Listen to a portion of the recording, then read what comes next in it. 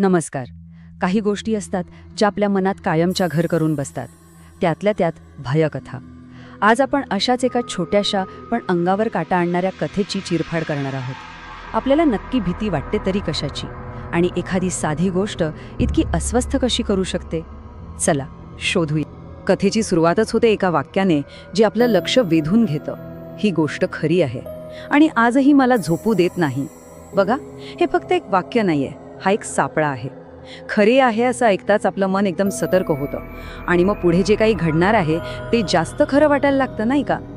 तर कथेचं नाव आहे रात्री 3:12. गोष्ट आहे अमोल नावाच्या एका मुलाची. एका निर्मनुष्य रस्त्यावरून त्याचा प्रवास सुरू आहे आणि तिथेच काहीतरी असं घडतं ज्याची त्याने कल्पनाही केली नसेल. जरा विचार करा, मध्यरात्र उलटून गेलीये, सगळीकडे एकदम किर्रर शांतता. अशा वेळी अमोल एकटाच एका ओसाड रस्त्यावरून स्कूटर चालवतोय आणि वेळ काय झालीये? रात्रीचे 3:12. ही वेळच कशी तरी वाटते, नाही का? मनात उगाच पाल चुकचुक.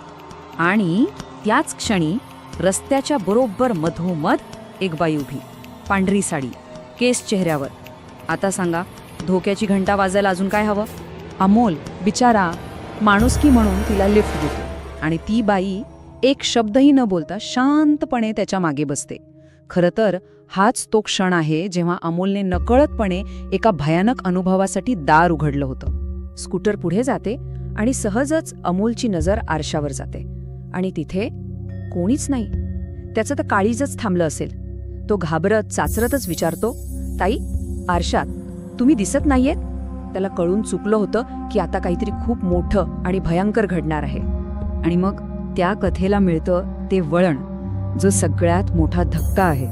तिचा हात अमोलच्या खांद्यावर येतो आणि हो, तो हात उलटा असतो. कल्पना करा, उलटा हात. हे इतकं अनैसर्गिक आहे की आपला मेंदू ते स्वीकारायलाच तयार होत नाही. अंगावर सर्र काटा येतो, नाही? हे बघून अमोलची काय अवस्था झाली असेल. तो इतका घाबरतो की त्याचा गाडीवरून ताबाच सुटतो आणि तो खाली कोसळतो. जखमी होऊन कसाबसा उठून बघतो तर काय, रस्ता एकदम मोकळा. ती बाई गायब, जणू काही ती तिथे कधी होतीच की नव्हती. बरं, अमोल सोबत घडलेला प्रकार तर इथे संपतो, पण आपल्या मनातली भीती नाही. आता जरा या कथेची चिरफाड करून बघूया. असं नक्की काय आहे या गोष्टीत की ती आपल्याला इतकी आतून हादरवून टाकते? कधी विचार केलाय की यातले छोटे छोटे तपशील इतके प्रभावी का वाटतात? म्हणजे ती वेळ, ती जागा, ते पात्र, प्रत्येक गोष्टी मागे काहीतरी कारण आहे. चला तर मग या रहस्याचे एक एक धागे उलगडूया. सगळ्यात आधी वेळ. रात्रीचे 3:12. ह्या वेळेला डेव्हिल्स आवर किंवा विचिंग आवर म्हणतात. असं म्हणतात की यावेळी वाईट शक्तींचा प्रभाव जास्त असतो. दुसरं, चेहऱ्यावर केस, म्हणजे तिचं खरं रूप लपलेलं आहे. आपल्या मनात एक प्रकारची उत्सुकता आणि भीती दोन्ही निर्माण होते. तिसरं, आरशात न दिसणं. हा तर भूतांच्या गोष्टींमधला एकदम क्लासिक नियम आहे. आणि शेवटच तो उलटा हात. अरे बापरे, ही तर झाली प्युअर बॉडी हॉरर, म्हणजे शारीरिक भीती, जी बघूनच आपल्याला किळस वाटते आणि आपण आतून हादरतो. आता गंमत बघा, ह्या कथेची मुळं फक्त सिनेमातल्या हॉररमध्ये नाहीत, तर ती आपल्या आजी आजोबांच्या गोष्टींमध्ये, आपल्या लोककथांमध्ये खूप खोलवर आहेत. पण एक प्रश्न मनात येतोच की नेहमी पांढऱ्या साडीतली बाईच का असते, आणि ती पण अशा ओसाड रस्त्यावर? ही एकच इमेज आपल्या मनात इतकी भीती का निर्माण करते? याचं उत्तर शोधायला आपल्याला आपल्याच संस्कृतीत डोकावून बघावं लागेल. आपल्याकडे म्हणजे भारतातल्या अनेक कथांमध्ये पांढरी साडी घातलेली स्त्री म्हणजे एका अतृप्त आत्म्याचं प्रतीक मानलं जातं. म्हणजे जिचा मृत्यू काहीतरी वाईट घटनेमुळे झाला आहे आणि ती बहुतेक वेळा तिच्या मृत्यूच्या जागीच फिरत असते, काहीतरी शोधत. ही इमेज आपल्या सगळ्यांच्या मनात इतकी पक्की बसली आहे की लेखक तिचा वापर करून आपल्या मनातल्या सुप्त भीतीला थेट जागं करत. या रात्रीच्या प्रवासाचे टप्पे बघितले तर सुरुवात होते रात्री 3:12, जेव्हा ती समोर येते. मग स्कूटरवरच्या प्रवासात तिचं खरं रूप समोर येतं. अपघातानंतर ती गायब होते, पण खरा ट्विस्ट तर सकाळी येतो जेव्हा सत्य समोर येतं. प्रत्येक टप्प्याघणीक भीतीचा पारा चढतच जातो.